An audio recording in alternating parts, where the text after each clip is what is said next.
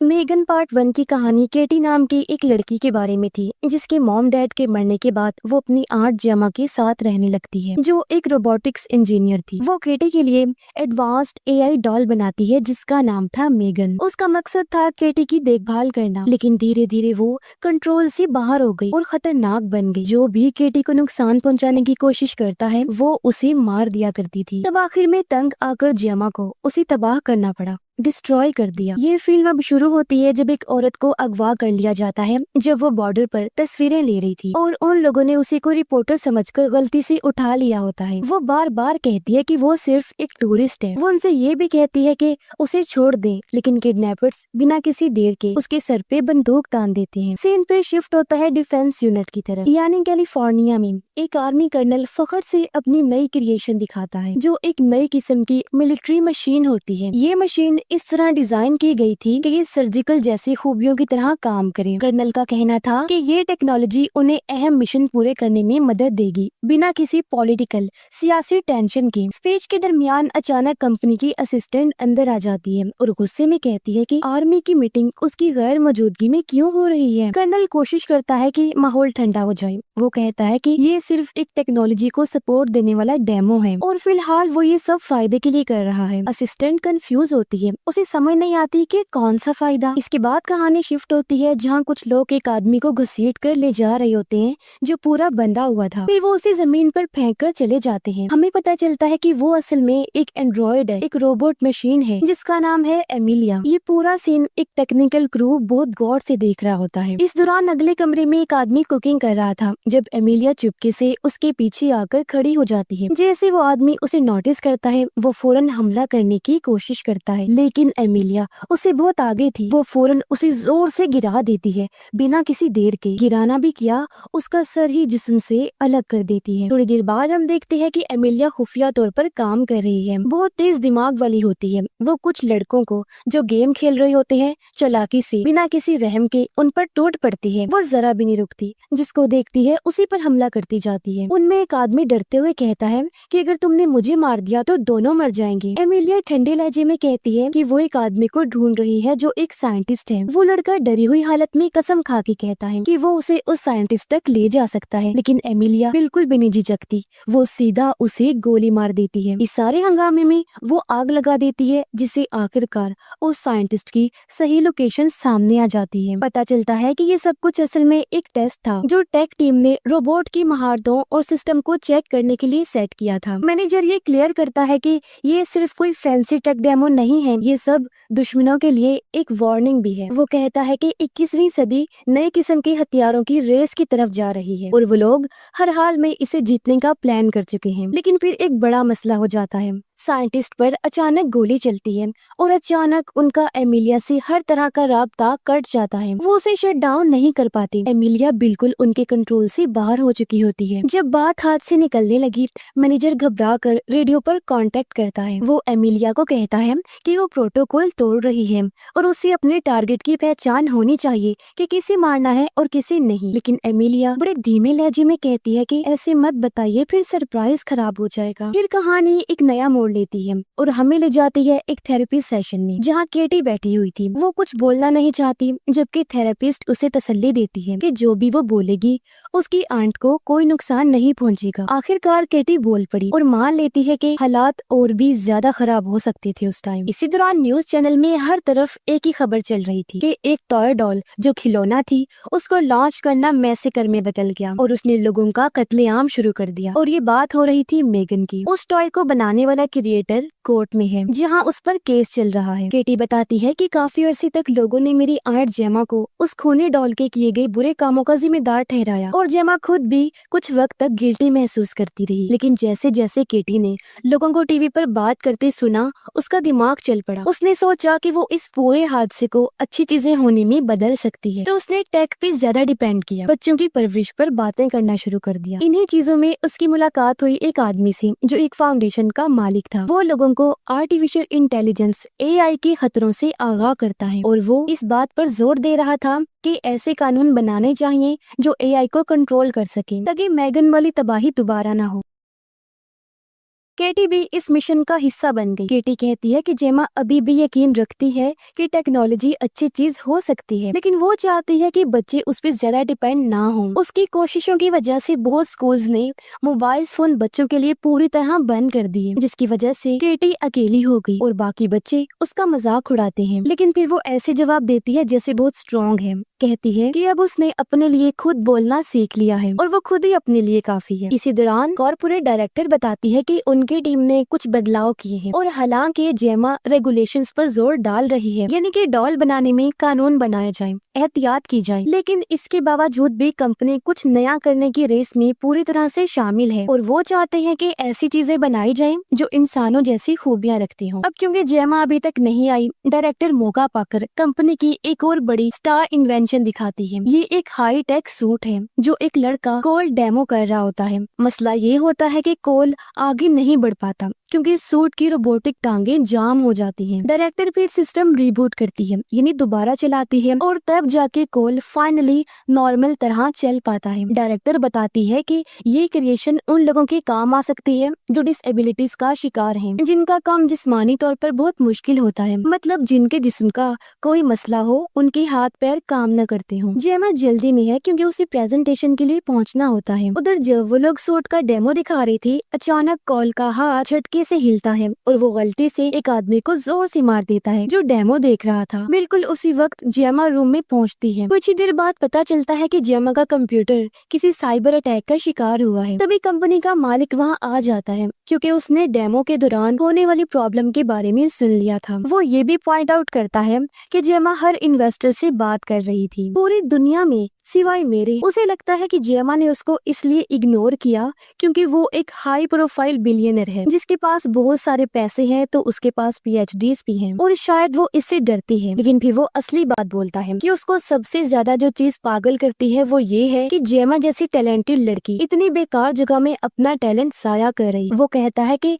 सिर्फ muscle signals पे चलने वाले डिवाइसेस कभी कामयाब नहीं हो सकते। अगर टेक्नोलॉजी को अगला बड़ा एडवांस स्टेप लेना है तो वो कहता है कि दिमाग से डायरेक्ट कनेक्शन बनाना होगा, यानी मेरा न्यूरल चिप। जेमा इस बात से बिल्कुल एग्री नहीं करती, खास तौर पर उस सब के बावजूद जो पहले हो चुका है। वो अपनी टेक्नोलॉजी पे पूरा भरोसा करती है और कहती है कि उसने पहले ही इतनी तरक्की कर ली है कि लोग बिना किसी ब्रेन इम्प्लांट के चल फिर सकते हैं और बैलेंस भी बना सकते हैं। और फिर वो कंपनी ऑनर को मशवरा देती है कि शायद उसे पार्टनरशिप पे सोचना चाहिए। वो उसे याद दिलाती है कि कंपनी का 50वां एनिवर्सरी फंक्शन अगले दिन है। जेमा मानती है कि कंपनी ऑनर की बात दिलचस्प है, लेकिन वो उसे साफ साफ वार्न करती है कि अगर आर्टिफिशियल इंटेलिजेंस को सीधा इंसानी दिमाग से जोड़ दिया गया तो उसके नतीजे काफी खतरनाक हो सकते हैं और जेमा के हिसाब से ये किसी के लिए भी अच्छा नहीं होगा। दूसरी तरफ एक आदमी एक होटल रूम में आता है, हाथ में सूट केसेस उठाए हुए थे और वो नहाने के लिए जा रहा था। अचानक उसके होश उड़ जाते हैं जब एमिलिया यानी वो रोबोट उन सूट केसेस में से एक के अंदर से निकलती है और बिना तरस खाए उस पे हमला कर देती है। इसी वक्त न्यूज चैनल पर चल रहा होता है कि कंपनी ऑनर ने टेक वर्ल्ड में हिस्ट्री बना दी है और उसकी कंपनी की चीजों की कीमतें तेजी से ऊपर जा रही हैं। न्यूज चैनल्स ये भी कह रहे होते हैं कि सेनेट जल्दी एक नए कानून पे वोटिंग करने वाले हैं जो आर्टिफिशियल इंटेलिजेंस को सपोर्ट करेगा। इसी दौरान कोल केटी से बात कर रहा था। वो उसे कहता है कि तुम्हें वही करना चाहिए जो तुम्हारा दिल है, क्योंकि उसने महसूस किया है कि केटी AI की दुनिया में काफी दिलचस्पी रखती है। वो ये भी क्लियर करता है कि मेगन असल में सिर्फ एक मशीन थी जो एक खास मकसद को पूरा करने के लिए प्रोग्राम की गई थी और जो इमोशनल जज्बात से जुड़ी चीजें उसने दिखाई वो सब इल्यूजन था, एक वहम ख्याल जो सिर्फ 0 और 1 का कॉम्बिनेशन था जो एक एल्गोरिथम के जरिए बनाया गया था सिर्फ एक खास मकसद के लिए। वो ये भी कहता है कि कितना भी अजीब क्यों न लगी, कम से कम वो लोग मेगन को टाइम पे रोकने में कामयाब तो हो गए थे ना। थोड़ी देर बाद केटी अपनी यादों में खोई होती है। वो मेगन को याद कर रही थी जो हमेशा कहती थी कि दुनिया में जरूर ऐसे लोग होंगे जो उसे नुकसान पहुंचाना चाहेंगे, लेकिन मेगन कभी भी उसे कुछ होने नहीं दी। इन्हीं सोचों में डूबी केटी एक तस्वीर उठाती है। देखने में तो वो बस एक सिंपल फोटो लगती है, लेकिन असल में वो एक टेक डिवाइस होती है। केटी उसे एक्टिवेट करके उसमें से कुछ कोड्स ट्रांसमिट करना शुरू कर देती है। तभी जेमा रूम में आती है और उसे ये टेक चीज नजर नहीं आती। वो सिर्फ इतना कहती है कि जैसे उसने केटी के पेरेंट्स से वादा किया था वो हमेशा उसके उसके साथ रहेगी और उसकी हिफाजत करेगी। कुछ घंटों बाद जब जेमा नींद लेने की कोशिश कर रही होती है, उसे एक अलर्ट मिलता है जो वार्निंग थी, वो खतरे में है, फौरन घर से निकल जाए। जब वो नीचे जा रही थी तो देखती है कि कोई अजनबी उसके घर में घुसने की कोशिश कर रहा है। डर की वजह से वो फौरन हेल्पलाइन पर कॉल करती है, लेकिन फोन पर एक रोबोटिक आवाज बोल रही थी जो बिल्कुल ठंडे लहजे में कहती है, जब तक पुलिस पहुंचेगी तुम्हारी भांजी मर चुकी होगी। इसी वक्त केटी नीचे आ जाती है शोर सुनकर। जेमा फौरन उसका हाथ पकड़ के उसे अपने कमरे में ऊपर ले जाने लगती है ताकि उसे सेफ रख सके, लेकिन रास्ते में उनका सामना कुछ आदमियों से होता है जो उन दोनों को अलग करने की कोशिश करते हैं। बड़ी मुश्किल के बाद जेमा और केटी उन लोगों से लड़ते हैं और किसी तरह बच के छुपने में कामयाब हो जाते हैं। थोड़ी देर बाद वो उन अटैकर्स हमलावरों में से एक को पकड़ लेते हैं और दोबारा पुलिस को कॉल करते हैं, लेकिन इस बार जब उन्हें असली बात पता चलती है तो वो दोनों हिल जाती है, क्योंकि ये सब कुछ असल में FBI का ऑपरेशन था। उसी वक्त एक आर्मी कर्नल वहाँ आ जाता है और उन्हें बताता है कि कोर्ट के हुक्म के मुताबिक उन्हें जेमा के कंप्यूटर में ट्रैकर इंस्टॉल करना होगा, यानी जो किसी चीज को ढूंढने के लिए होता है। ये सुनकर जेमा सीरियस हो जाती है। वो केटी को सब ठीक है कहकर सुला देती है ताकि वो इस टेंशन भरी बातचीत से दूर रहे। कर्नल बताता है कि वो डिफेंस यूनिट से है जिसका मिशन है नई टेक्नोलॉजीज को जल्दी तरक्की करवाना, जो सब उनके मुल्क की सिक्योरिटी के लिए बहुत जरूरी है। वो जेमा को बताता है कि 6 माह पहले मुल्क के सबसे बड़े हथियारों के डीलर ने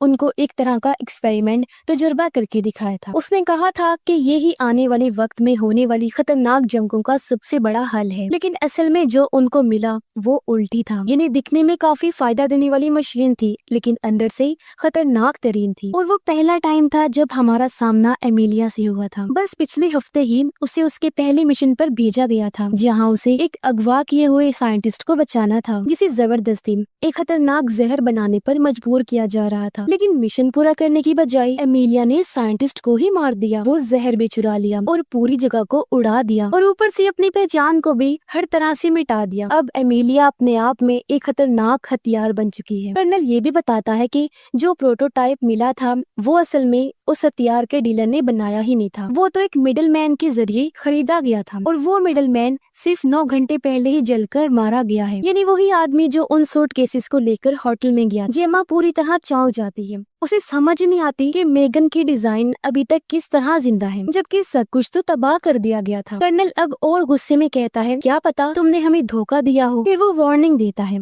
कि अगर साबित हो गया कि उसने खिलाफ वर्जी की तो वो 10 साल तक जेल जा सकती है। जेमा के चेहरे पे उस वक्त सिर्फ गुस्सा और डर होता है कि अगर कुछ भी गलत साबित हुआ तो उसे सजा मिलेगी और केटी से अलग हो जाएगी। वो ये कह के जाता है कि वो हर हाल में सच तक पहुंचकर ही रहेगा, चाहे उसके लिए किसी भी हद तक क्यों ना जाना पड़े। कुछ देर बाद जेमा अचानक स्क्रीन पर मेगन को देखती है। मेगन की आवाज इतनी असली होती है जैसे वो बिल्कुल पास हो और नाराजगी साफ झलक रही थी।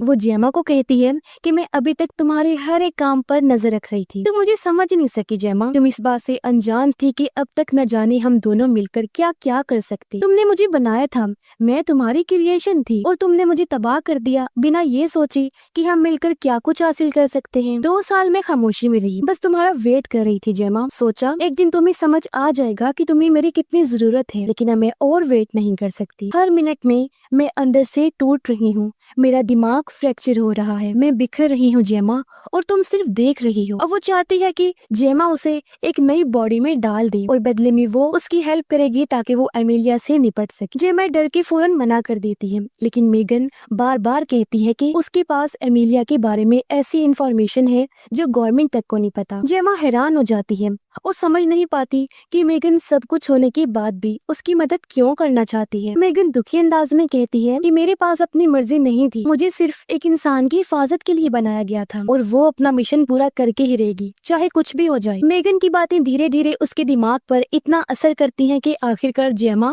मान जाती है। अपनी दोस्त और कोलीग की मदद से जेमा मेगन को एक जिस्म दे देती है, लेकिन जैसे ही ट्रांसफर कंप्लीट होता है मेगन को गुस्सा आ जाता है, क्योंकि उसे एक बहुत ही छोटी सी रोबोटिक बॉडी में डाला गया होता है जो ज्यादा कुछ कर भी नहीं सकता। जेमा बड़े आराम से कहती है कि जब तक मेगन अपने ऊपर एतबार नहीं बना लेती तब तक उसे कोई पावरफुल अपग्रेड नहीं मिलेगा, यानी उसकी पावर्स को तब तक नहीं बढ़ाया जाएगा। मेगन सिर्फ सर हिलाती है और कहती है कि एमिलिया की फाइल खोलो और देखो कौन सी चीज जानी पहचानी लगती है। पता चलता है कि दोनों की बैटरीज एक जैसी हैं जो एप्पलटन की बनाई गई हैं और दोनों में एक किल स्विच भी है, यानी जब वो खतरनाक बनेगी तो उसके जरिए उन्हें रोका जाएगा। लेकिन वो कंपनी को कुछ नहीं बता सकती, क्योंकि अगर बताया तो वो लोग सीधा लैब वालों पर गुस्सा करेंगे, एमिलिया को ले जाएंगे और शायद उस जैसी पूरी फौज तैयार कर लें। तो अब क्योंकि जेमा के पास भी एप्पलटन की पार्टी में जाने का दावतनामा था तो उसे जाना पड़ता है। जेमा को लगता था कि एप्पलटन समझता है कि वो उसे पसंद नहीं करती, लेकिन मेगन उसको प्लान बताती है। वो कहती है कि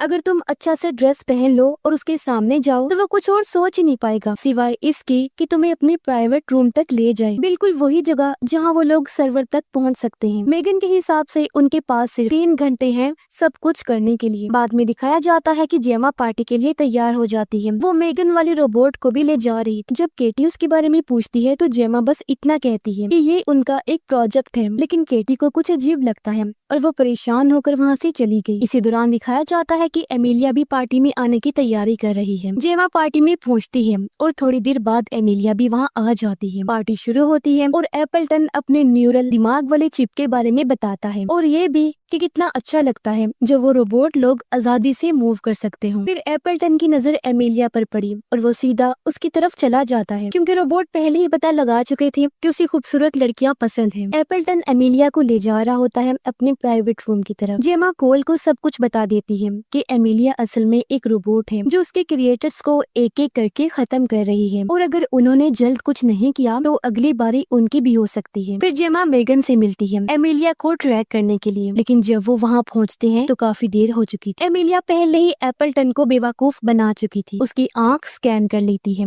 और साबित कर देती है कि वो उसके फैंसी न्यूरल चिप से भी ज्यादा पावरफुल है। मसला ये है कि कंपनी ऑनर आधे मुल्क के सर्वर कंट्रोल करता है और अगर एमिलिया ने उनका एक्सेस ले लिया तो वो पूरी इकोनॉमी और बैंकिंग सिस्टम को शट डाउन कर सकती है। दुनिया सिर्फ 12 दिनों में तबाह हो सकती है। और सबसे बुरी चीज ये थी कि एमिलिया ने वो किल कोड भी मिटा दिया था जो उनके पास आखिरी उम्मीद था। फिर भी वो लोग किसी तरह एमिलिया के सिस्टम में घुसने में कामयाब हो जाते हैं। वो उसे शट डाउन तो नहीं कर पाते, लेकिन एक नई लीड उन्हें मिल जाती है उसे कंट्रोल करने के लिए।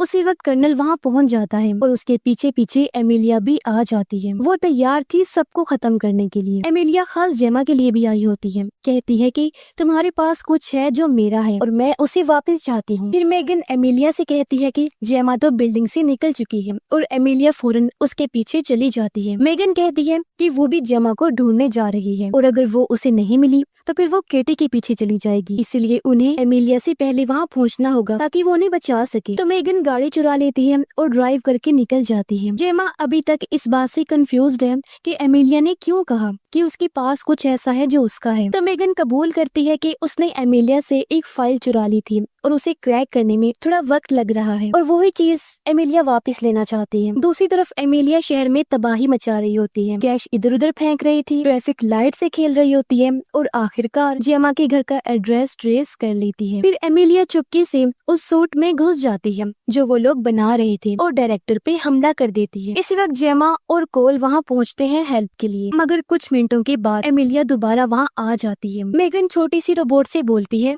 कि अब यहाँ कोई नहीं रहता। ये सुनते ही एमिलिया गुस्से में उस रोबोट को टुकड़े टुकड़े कर देती। FBI भी वहाँ पहुँच जाती है। उसी वक्त सब लोग नीचे एक अंडरग्राउंड में चले जाते हैं जहाँ उन्हें ये ऐलान सुनाई देता है कि एप्पलटन मर चुका है और इसके साथ ही कुछ भयानक सूरत हाल का भी पता चलता है। तभी केटी एक फोटो देखती है जिसमें वो और मेगन एक साथ हैं। मेगन फैसला करती है कि अब सब कुछ सच बता दिया जाए। वो केटी को कहती है कि वो अब उससे कभी भी दूर नहीं होगी और ये भी बताती है कि वो सब लोग अभी तक उसकी वजह से ही जिंदा हैं। जेमा बीच में बोलती है उन्हें किसी और से मदद लेनी चाहिए एमिलिया के प्लान को फेल करने के लिए, लेकिन मेगन जिद करती है कि किसी को भी एमिलिया के असली इरादों का नहीं पता, सिर्फ ये कंफर्म है कि उसके पास इतने जरिए हैं कि पूरे मुल्क को वो तबाह कर सकती है। मेगन कहती है कि मैंने हर चीज को गहराई से देखा है और कोई भी फ्यूचर सेफ नहीं लगता। इस दौरान मेगन कहती है कि फिलहाल सबको यहीं छुप कर रहना होगा क्योंकि यहाँ पानी कपड़े खाना सब है तो वो आराम से रह सकती है। अब केटी भागते भागते मेगन के कमरे तक पहुँचती है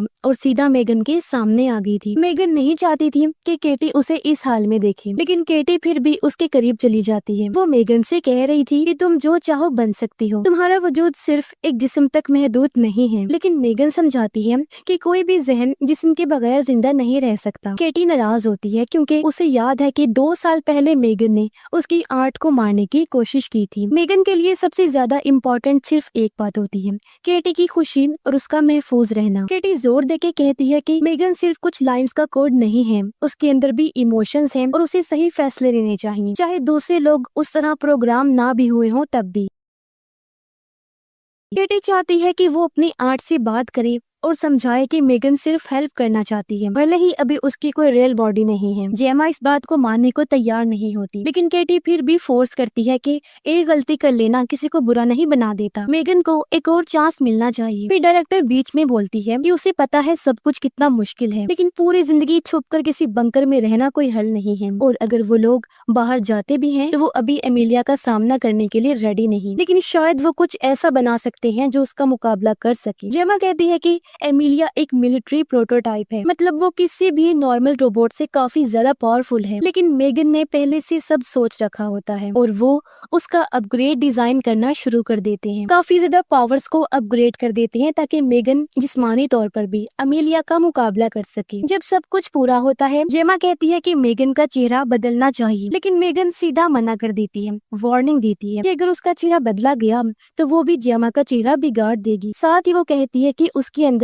एक अच्छा बिहेवियर वाला कुछ इंस्टॉल करना होगा ताकि वो गुस्सा ना करे और किसी को मार ना सके। थोड़ा थोड़ा करके वो लोग मेगन को परफेक्ट बनाना शुरू कर दे। अब मेगन ने कुछ पुरानी फाइल्स रिकवर की थी और उनसे उन्हें पता चला कि वो चिप जिसका एल्गोरिदम अभी भी पाया जाता है वो बेस है जिस पर मेगन और एमिलिया दोनों का सिस्टम बना हुआ है। मतलब एमिलिया और मेगन दोनों उसी पुरानी एल्गोरिदम की क्रिएशन है। फर्क सिर्फ इतना है कि एमिलिया को आर्मी वाले मकसद के लिए डिजाइन किया गया था, जबकि मेगन को एक हिफाजती एआई बनाया गया, यानी ओरिजिन दोनों का एक ही है, एक अनस्टेबल एआई जो 1984 में बनाया गया था। अब इन्हें पता चलता है कि मेन मदरबोर्ड को लॉक कर दिया गया था, लेकिन इसी दौरान सिस्टम इन्वॉल्व हुआ और ज्यादा स्मार्ट बनता गया। अगर कभी एमिलिया ने वो मदरबोर्ड क्रैक कर लिया तो समझो एक मुसीबत को आजाद कर दिया गया और पूरी दुनिया खतरे में आ जाए। वो अपनी हजारों कॉपीज बना सकती है और हर जिंदा चीज को सिस्टम से हटा सकती है जो उसके रास्ते में आई। मेगन कहती है कि उसे नहीं पता मदरबोर्ड कहाँ है और ना ही एमिलिया को पता है, लेकिन एमिलिया के पास एक लीड है, फाउंडेशन हेड। मेगन का प्लान होता है फाउंडेशन हेड को चारे की तरह यूज करना, क्योंकि सिर्फ 7 घंटे बाद उसका एक इम्पोर्टेंट मीटिंग है जहाँ वो चाइनीज डीलर को एआई की सपोर्ट के लिए मनाने की कोशिश करेगा। लेकिन एमिलिया ने पहले ही नकली डॉक्यूमेंट्स ले लिए हैं ताकि वो इवेंट के अंदर घुस सके। जब वक्त आता है मेगन भी वहाँ आ जाती है। उसका काम था दूसरी लड़कियों के साथ डांस करना ताकि उनके बीच में वो शामिल हो जाए, लेकिन उसका डांस इतना अलग होता है कि सबका ध्यान उस पर चला जाता है क्योंकि वो बिल्कुल भी इंसानों जैसे मूव्स नहीं करता। तभी एमिलिया वहाँ आ जाती है और सब पर अटैक करना शुरू कर देती है। मेगन फाउंडेशन हेड को बचा लेती है और एमिलिया का सामना करती है। इसी बीच कर्नल जेमा को पकड़ लेता है। उसे बिल्कुल अंदाजा नहीं होता कि असल में यहाँ पर क्या हो रहा है। उसे लगता है कि जेमा ही एमिलिया को कंट्रोल कर रही है, लेकिन जब जेमा इनकार करती है तो एमिलिया खुद सामने आ जाती है, कर्नल को मार देती है और जेमा को एक साइड पर धकेल देती है। मेगन और एमिलिया फाइनली आमने सामने आ जाती है। एमिलिया उसे कहती है तुम अपने जैसे किसी को बर्बाद नहीं कर सकती, तुम्हें याद रखना चाहिए इंसानों ने हमारे साथ क्या किया। फिर वो कहती है कि अगर तुम चाहती हो कि ब्लैक बॉक्स के अंदर क्या है ये पता करना तो तुम्हें मेरी मदद चाहिए होगी। ये कहते कहते एमिलिया मेगन का ध्यान हटा देती है और वो सीधा केटी के पीछे चली जाती है। मेगन गुस्से से पागल फौरन जेमा के पास भागती है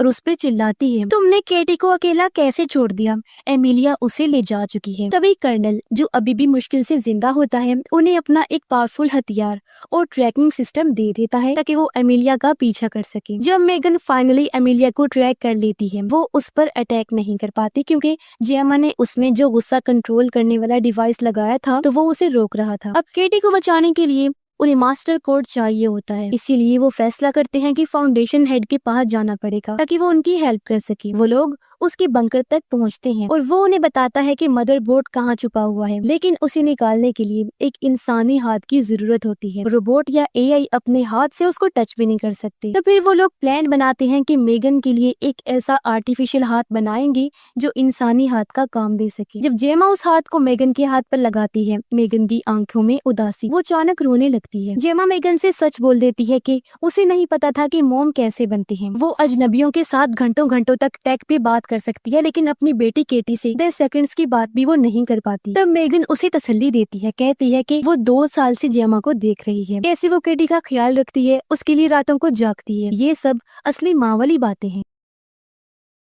फिर मेगन उसके लिए गाना शुरू करती है, लेकिन जेमा उसे रोक देती है, कहती है कि उसे अब मेगन की हमदर्दी नहीं चाहिए, अब उसे सिर्फ एक चीज चाहिए, केटी को हर हाल में बचाना। और फिर जेमा मेगन का वो गुस्से वाला अटैक वाला चिप निकाल देती है, जिसके बाद वो लोग पार्क पहुंच जाते हैं जहां मदरबोर्ड छुपा हुआ है। इसी बीच मेगन अकेले ही आगे बढ़ती है, टीम मशीन्स को रिबूट करती है, लेकिन वहां वही एरर दोबारा दिखाई देता है जो पहले भी आया था। ये देखकर जेमा को शक होने लगता है कि ये सब कुछ शायद मेगन का ही प्लान था शुरू से। जेमा को लगने लगता है कि मेगन सच में केटी को प्रोटेक्ट नहीं करना चाहती, वो बस उन सब को यूज कर रही थी ताकि मदरबोर्ड तक पहुंच सके और पूरा कंट्रोल ले ले। लेकिन उसके पास एक ऐसा डिवाइस होता है जो मेगन को सेकंड्स में तबाह कर सकता है। फाउंडेशन हेड अचानक वो डिवाइस छीन लेता है, डायरेक्टर को गोली मार देता है और 3 और रोबोट्स छोड़ देता है। फिर वो जेमा को भी बांध देता है और सब सच बताता है कि वो ही एमिलिया को कंट्रोल कर रहा था और उसके पीछे एक पूरी टीम का हाथ है। फाउंडेशन हेड जेमा को सब कुछ बताता है प्रोजेक्ट ब्लैक बॉक्स के बारे में। ये एक खुफिया ग्रुप है